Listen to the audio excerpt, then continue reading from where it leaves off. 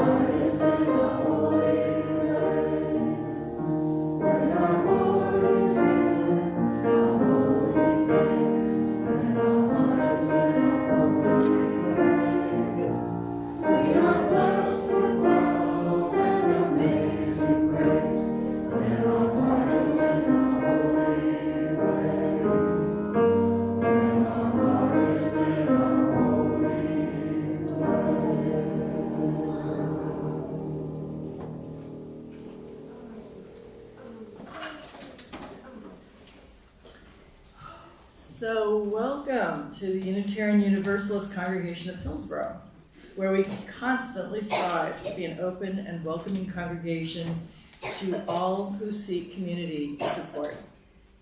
We don't worship in one specific way each week, and we don't require that we all adhere to one specific creed or common belief. But rather, we're a covenant community, committed to loving and supporting each other in our individual lifelong quest for truth and meaning in matters of personal faith. So whoever you are, member, guest, or friend, and for whatever reason or purpose guided you to join us here, either in person or online, we welcome you. My name's Linda Seligman, and I'm the worship coordinator for today's service. I'm also the listening ear. And if there's anything on your heart or mind that you'd like to talk about, please, let's talk during coffee time. You're also welcome to email me or call me. Our theme this month, just so you know, is pluralism. And as a lay-led congregation, there are many, many contributors here behind the scenes who make our services possible, and just a deeply felt sense of gratitude to all the folks who do that, make this a great place. Now I have the very unique privilege and honor to welcome a chaplain friend, our speaker, Minister Sonia Smith Cornelis. Sonia is a native of Raleigh, North Carolina. She was educated in the Wake Public School System, earned a BS from East Carolina University, a master's degree from North Carolina Central University, and a master's in Christian practice with a certificate in Black Church Studies from Duke Divinity School. Sonia is married to David Cornelis, and they're proud parents of their son, Asher David, who needs no introduction. She was ordained as an elder in June 2023. On her spiritual journey and through service in her local church, she's volunteered in various ministries, including community outreach, teaching, and pastoral care, which is how I know her. Additionally, Sonia has worked as a chaplain intern in a CPE program at UNC Rex Hospital in Raleigh, and she endeavors to become a board-certified chaplain in the future. In this week's sermon, Sonia is going to invite us to take a look at how living out a life of mindfulness can be one of the greatest gifts we can give to a child and all of humanity. And so, if anyone would like to share announcements, this is a good time to do it. And by the way, it's also a really good time to make sure your phone is in worship mode. And after our service today, we'll be enjoying coffee here in the sanctuary. So come on up and please let us know what's brewing. So sorry. Come on up. Hi, I'm Kim. I'm the moderator here. Today is May 12th. It is the official deadline for our annual pledge drive to fund all of the wonderful activities that we have going on here. And I want to thank you to everyone who has pledged so far. And to anyone who has not and would like to, it's not too late. We totally don't charge a late fee. You are so welcome to play. And I have some paper forms here. There's a link on our website, and if you receive our e-news, there's also a link there. And if you have any questions, just come and see me. I am more than happy to help you.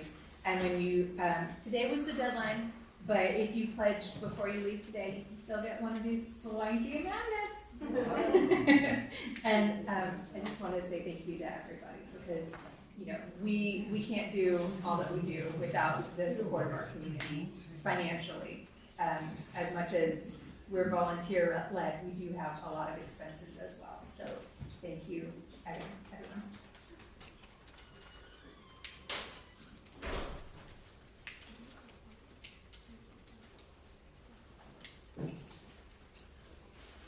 Hey, I'm Patty O'Connor, and I just want to draw your attention to the newsletter because there's a survey in there that the care team would very much like you to fill out.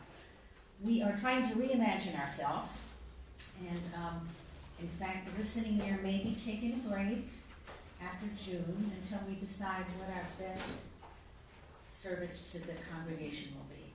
So we're looking for participation, we're looking for ideas.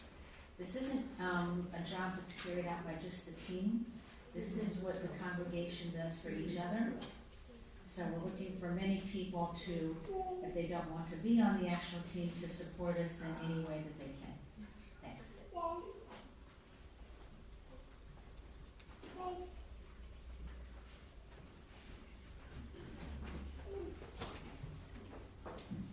Hi, I'm Aurora, and I have some RE-related announcements. Announcement number 1 is mark your calendars for June 2nd, because on June 2nd, we are going to have something new. We're going to have our first annual, and hopefully first of many, art walk. The students in our RE classes have been working on artwork related to some of the UU principles, and you can come for a donation of 1 item to OCIM admission, see their artwork, and have it talked about by our very young docents.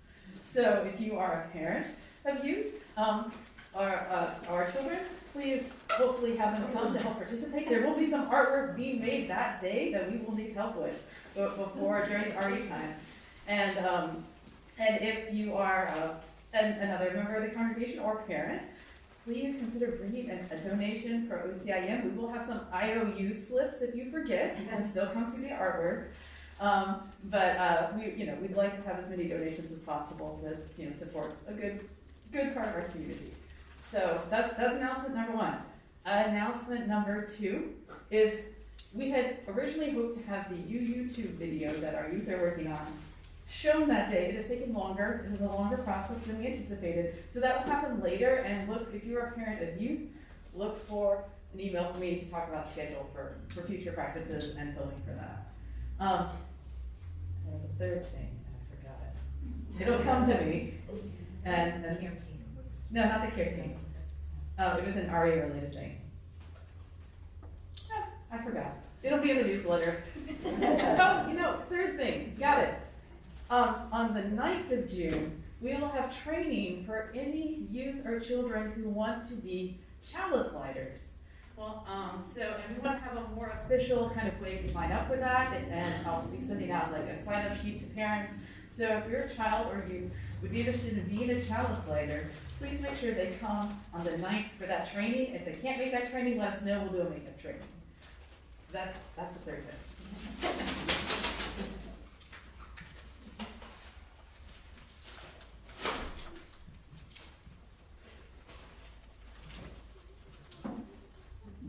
Hey, I'm Amy. Since Lori is not here, I want to announce the talent show is going to be this coming Friday?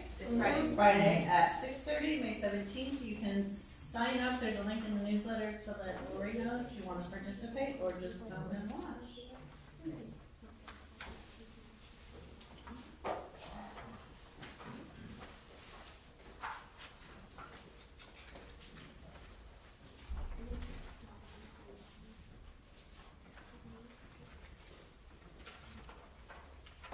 Any last thoughts, any last announcements? Okay, well, let's prepare for our time together. We begin with our chalice lighting. This piece is called Welcoming Multiple Truths by Reverend Julianne Lepp. We seek our place in the world and the answers to our heart's deep questions. As we seek, may our hearts be open to unexpected answers. May the light of our chalice remind us that this is a community of warmth, of wisdom, and of welcoming of multiple truths.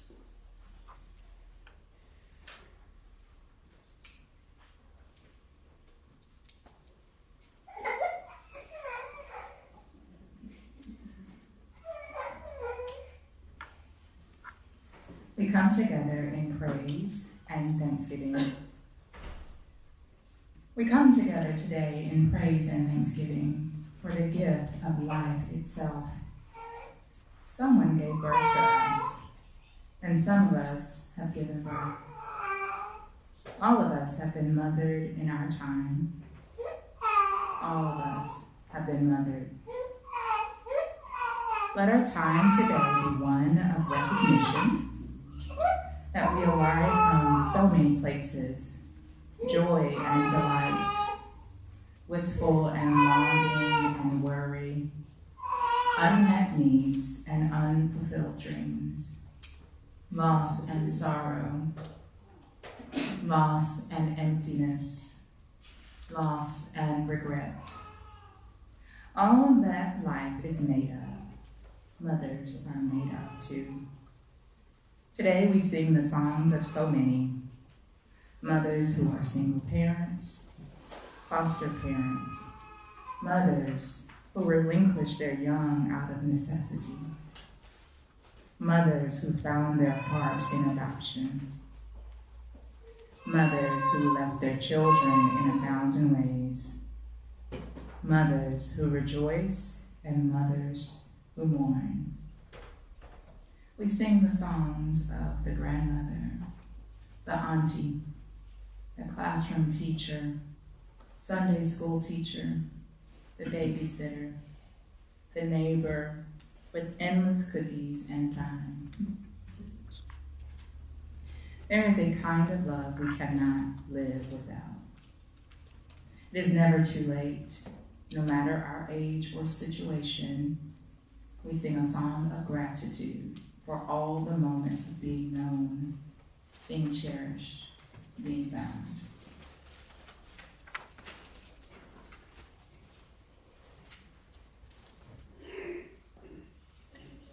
So please rise in body or spirit as we sing our opening hymn, For All That Is Our Life. That's in your great hymnal, number 128.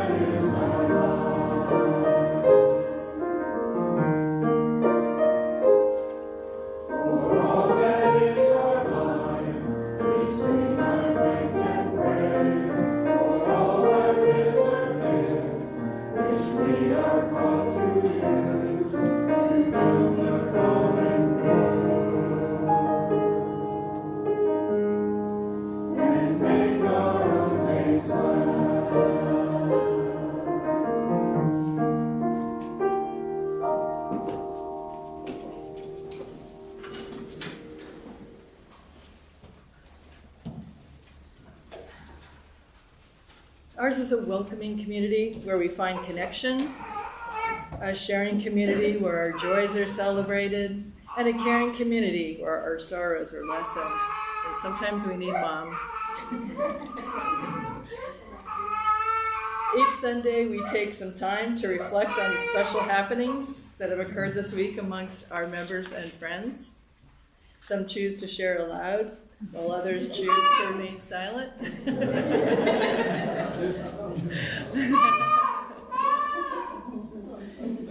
here we make room for both.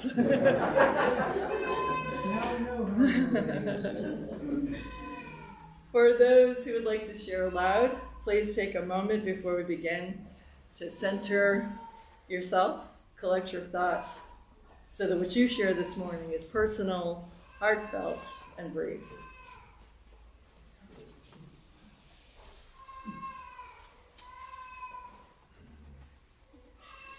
And so please come forward, tell us your name, and share what's in your heart.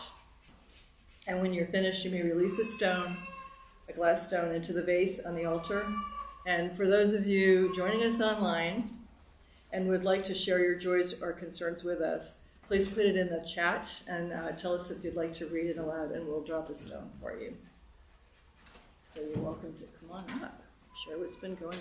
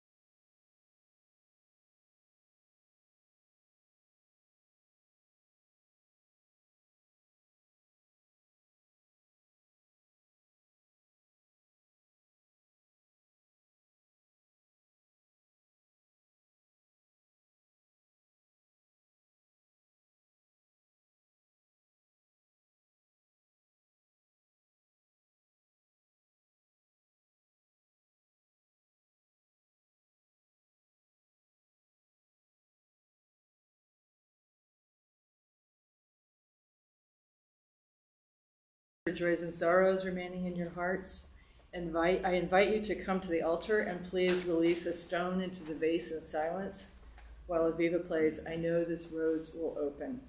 And after she plays it through one time, you're all invited to join in singing this meditation song, and the words are imprinted in your order of service.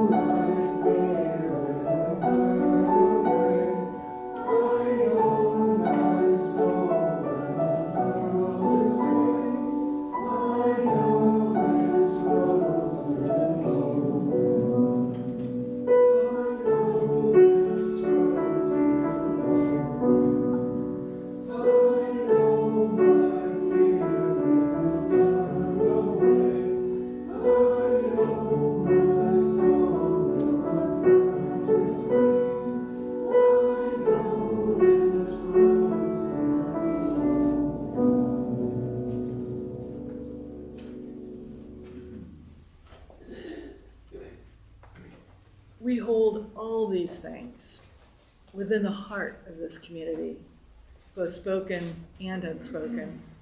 By remaining silent for a moment, let us consider what has been shared and how we might respond.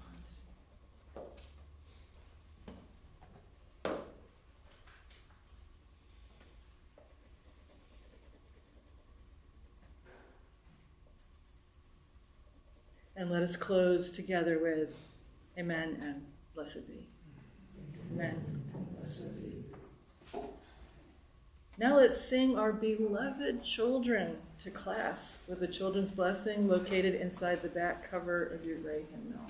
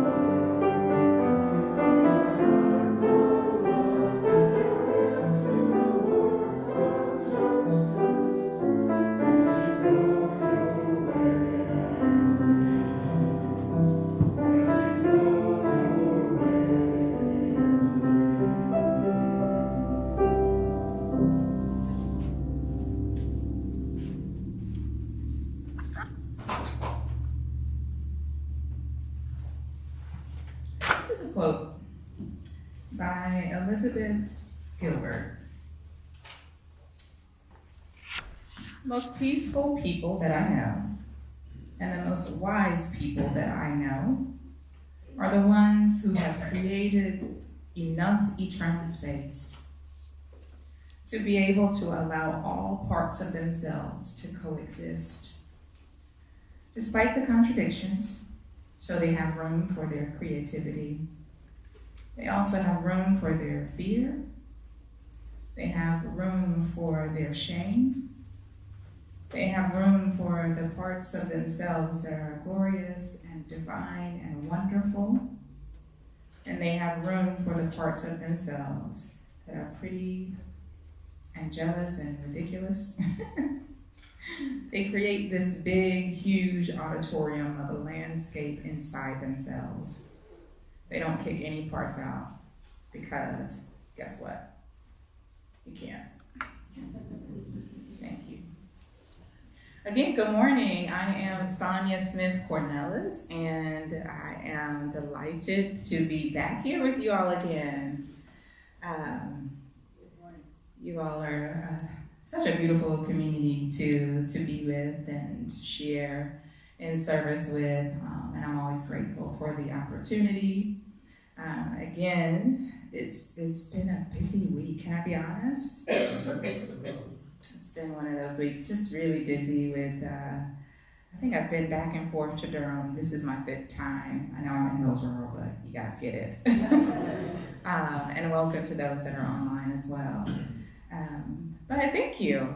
This is technically my 2nd Mother's Day, so I'm learning how to sit in that. Yeah, whatever that is. You all can hear me in the back, right? Because I know my friends. All right. So it's Mother's Day, a time that's been set aside to honor the women whom are raising or raised, who nurture or nurtured, and love us in the physical and in the spirit if they've come home. I just want to note that I do understand that Mother's Day is complex for some people. Particularly those who may have not been raised by their moms or have strained relationships with mothers. At this time, some people are managing their grief if they've lost their mothers. So this day is a time of celebration for some. It's a time for weeping for others. And so I just want you all to know that if you find yourself somewhere along that spectrum, that I am naming that, and I see and honor whatever it is that you may be feeling about this day. Is that all right? I just needed to get that out of the way. All right. So we're reading today just one verse of scripture from the book of Proverbs, if you're familiar with the book of Proverbs. And it's 22:6. And the book of Proverbs is a collection of wisdom sayings that offer practical guides for living. And much of the book, if you are not familiar, is honorarily attributed to the great king and wise King Solomon. And although they're not absolutes, they are observations that were made by Solomon and the oracles and other writers of this text about living. You'll hear a lot or read a lot about the wise and the foolish in the book of Proverbs. And of course, we want to try and be wise and not foolish. We want to strive to do that. At least that is what is heavily noted in the book, or that you sense from that book. And so growing up, I heard this particular verse from my lens and perspective and context as a Christian by good Christian parents. And they would recite this verse that says, "Start children off the way they should go, and even when they are old, they will not turn from it." Or there are some versions of it that says, "Train a child up in the way that they should go. When they get older, they will not turn from that." Y'all familiar? Anyone familiar with that one? So this verse was recited, and I remember, and it's supposed to give practical ways of living for their children, and that's what we are instilling in them. But it's important to note that the book of Proverbs, the voice is mostly a father talking to a son. But there are practicals that we can take for our own lives, which is why I chose it for today. And at some point along the way, as you have trained your child or shown them the way that they should go, if they should stumble, there's this thought or mindset that they'll get back to it. They will circle back to what was invested in them when they were younger. So now that I am a mother, I've had to ask myself, what is this way that they're talking about? What is this training? Looking at the verse in a completely different lens, from a completely different lens. So what is the end goal? What is the end goal as a mom for me? After all, some days I feel like a rock star, and I'm completely killing this motherhood game. And other days I feel as if I absolutely do not know what I am doing. Can I admit that? I know it. And it's okay. It's okay. And so as I lived out these 15 months with a beautiful baby boy and reflected on this verse of scripture in a new way, the way and best way that I believe that I can model for Asher is a life of mindfulness. Life of mindfulness. So what does it mean to be mindful? We hear that word a lot today, right? Although I believe our Buddhist sisters and brothers are very well versed in mindfulness. But it's another one of those words that we just grab onto in modern society, and that we hear everyone saying it today. So according to Psychology Today, they define mindfulness as a state of active, open attention to the present. It's a space where one takes note of their thoughts and feelings, letting them simply be. Mindfulness, in Sonia's definition, is an awakened, aware state of being. Mindfulness is a gift that I believe many have not had the joy of really opening and accepting. Part of this could be cultural, and some of this is societal. But if we accept and open this gift in our own lives, we can model valuable life lessons for children, ours, those that we mothered, that we have not birthed. And I want to tell you that I believe it can make a significant impact on humanity. So, what's so good about this gift of mindfulness? I have 3 things. Hold on, okay? I won't be long. First, mindfulness allows us the space to take a pause. You see what I just did there? It's awkward for some. But mindfulness allows us that gift to be able to just sit in a moment and pause. In our culture where we wear busy like a badge of honor, many are not aware of the need for a temporary, even if brief, respite in their own lives, let alone offering it to others. And as mothers, or those who mother children that are not our own, sometimes we can be consumed with the day-to-day task of taking care of the needs of a young child. Sometimes we're toggling and trying to figure out and decipher these varying mood swings of our teenagers and young persons. We won't look at Chase. Or we're worrying about how our recent college grad will fare in the world where the cost of living is going up while wages remain the same. We have a hustle and bustle life. There's soccer practice and ballet and the arts and all of these things that we put into our schedule and keep us very busy. But I would invite you to consider a moment of pause.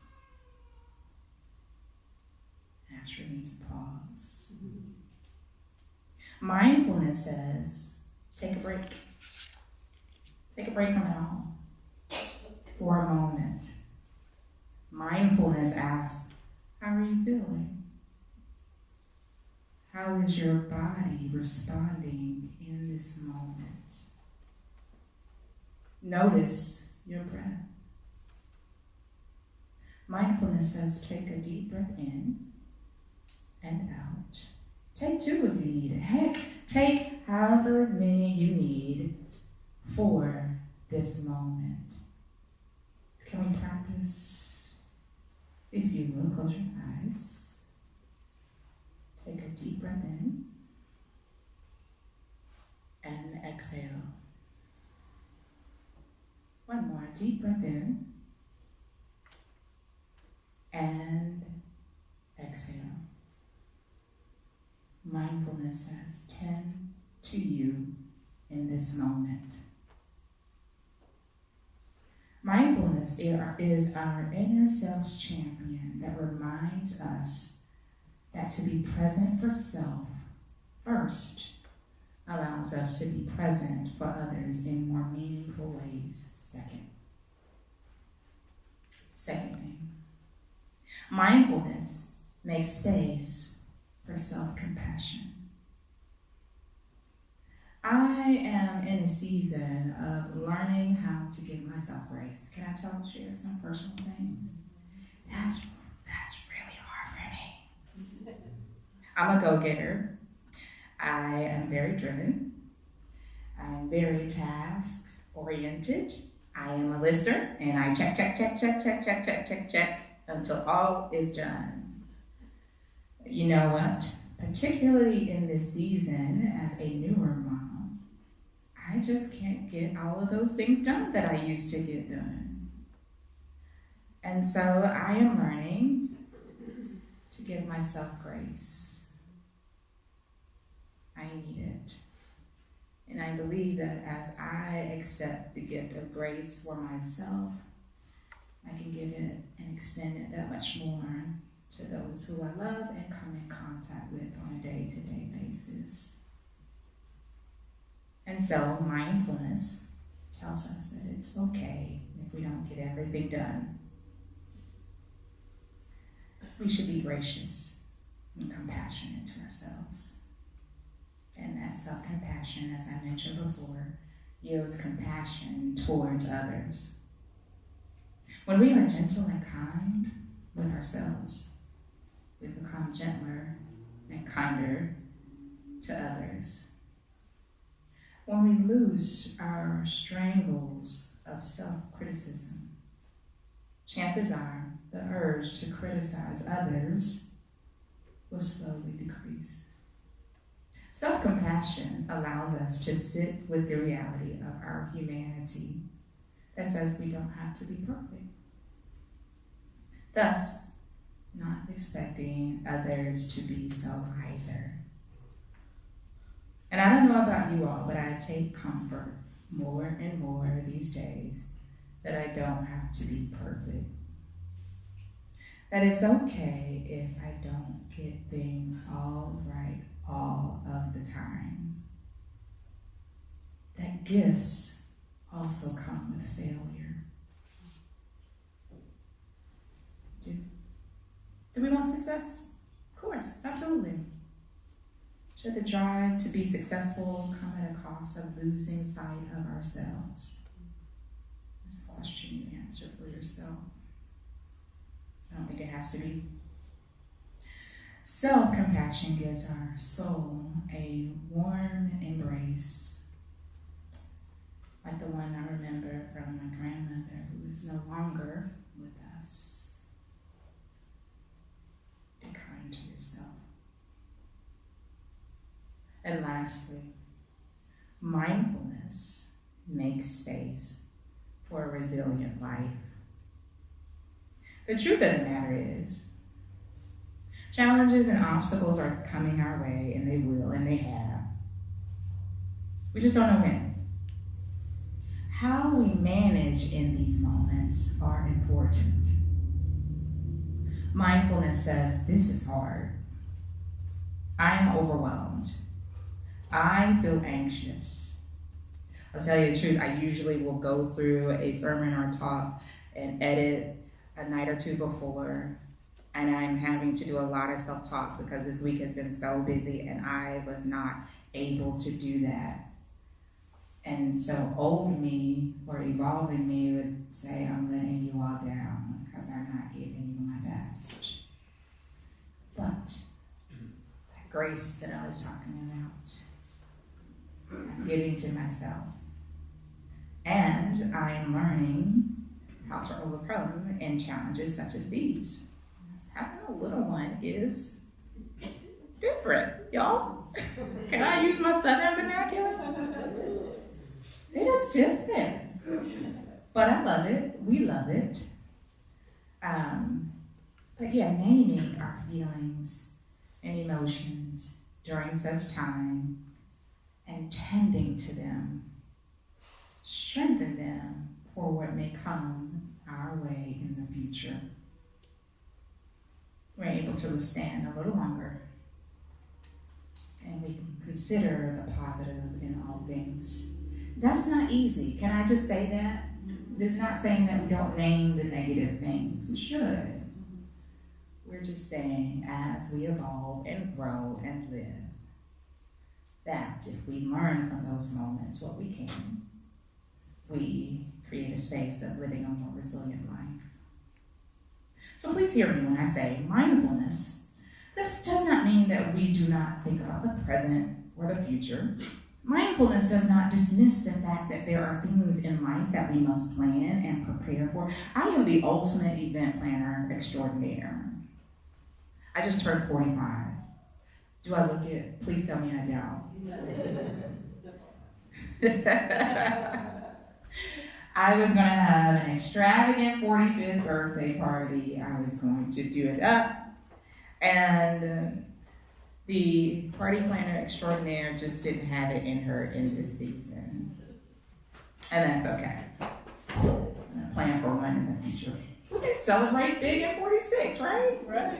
Yeah. Mindfulness doesn't dismiss the fact that there are things in life that we should hold in regard regarding others. We should be sensitive to the needs of our great human family and their needs, their struggles. It does not mean that we ignore the injustices in this world. It simply means that we, each moment, each day, we choose to notice. We will notice the visceral responses in our breath and body when life becomes overwhelming. We will notice the excitement of life's joys and celebration, soaking all of it up like sun rays on our skin on a warm summer day. We will notice the beauty of the cardinal song in the morning, for it lets us know that we are alive and breathing. We will notice the beautiful tapestry of the green oak trees in Raleigh, the city of Oaks, where I live. The sound of the water running down in the Neuse River as we kayak. We will notice as mindful people. Mindfulness attunes us to the beauty within ourselves and the beauty in others and the beauty in this world. And so, as mothers, as fathers, as husbands, as wives, as daughters and sons, as teachers and doctors, as volunteers and politicians, let us all strive to live out our lives more mindfully. May we all live our lives with self-compassion. May we all give our space for a moment of pause at any given moment when we need it. It's okay to step away. And may we strive to be more resilient with the capacity that you have, and everyone's is different. And may we all accept the gift of mindfulness as we interact with children that are ours and not ours, are in the community. And let's do that and tend to the little children that are inside all of us as adults. Because the truth of the matter is, some of us didn't get that growing up. There's so many different dynamics.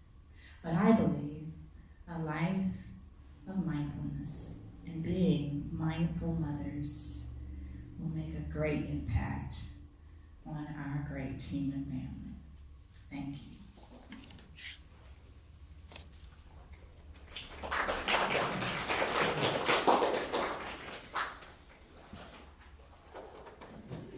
I wholeheartedly agree with you.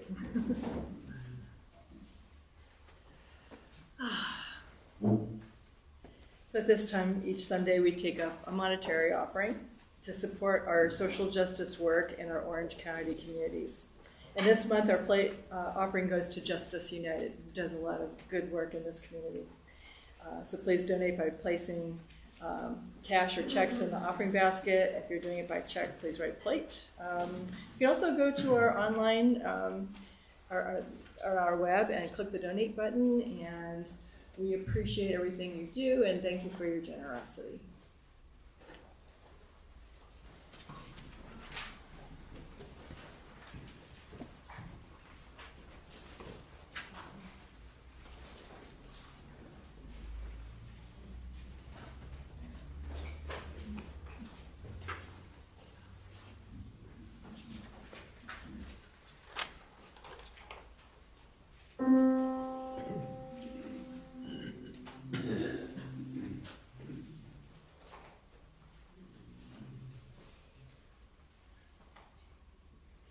I see trees of green, red roses too.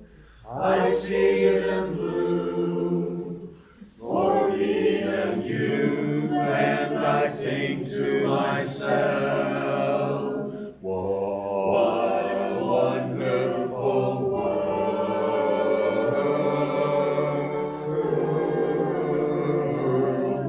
I see skies of blue and clouds of white, the bright blessed day and the dark sacred night, and I think to myself, what a wonderful world, wonderful world.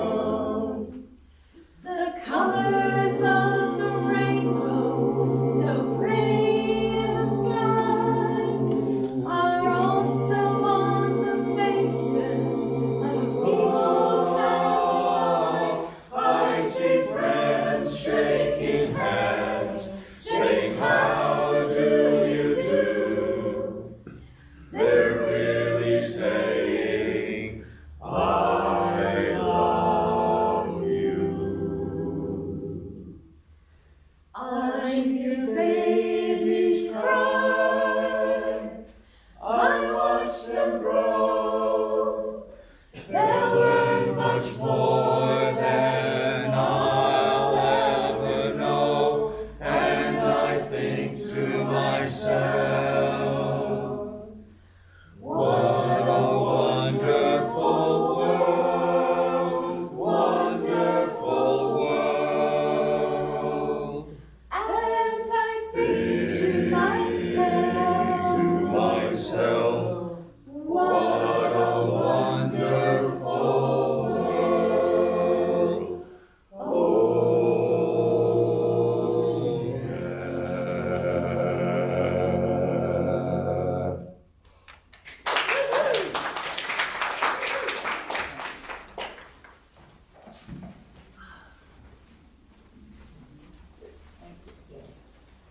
I can't help but think, if you're being mindful, you'll notice that it's a wonderful world.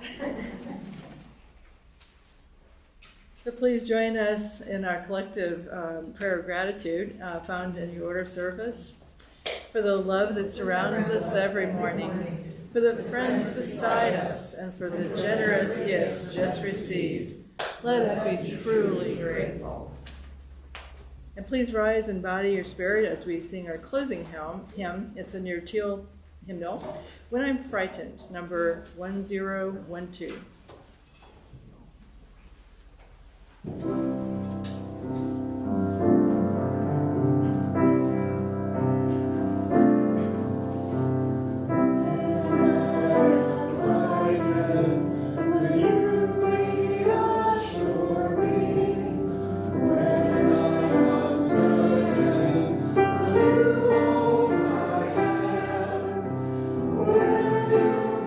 Strong for me.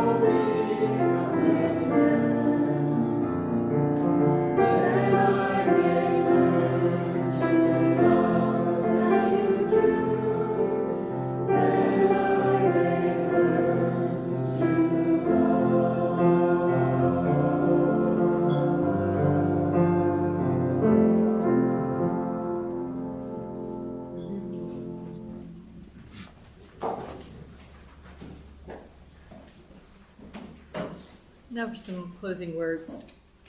This is Universal Rhythm by Israel Bufardi. My friends, when you go from here, know that our hearts are always in a holy place, for we are always connected to one another.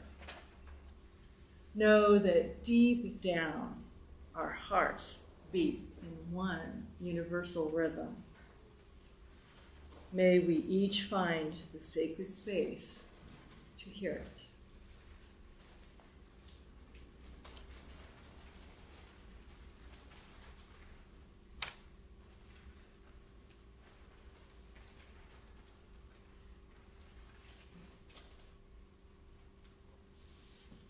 We extinguish this flame, but not the light of truth, the warmth of community, or the fire of commitment. These we carry in our hearts until we are together again. Go in peace, my friends, and blessed be.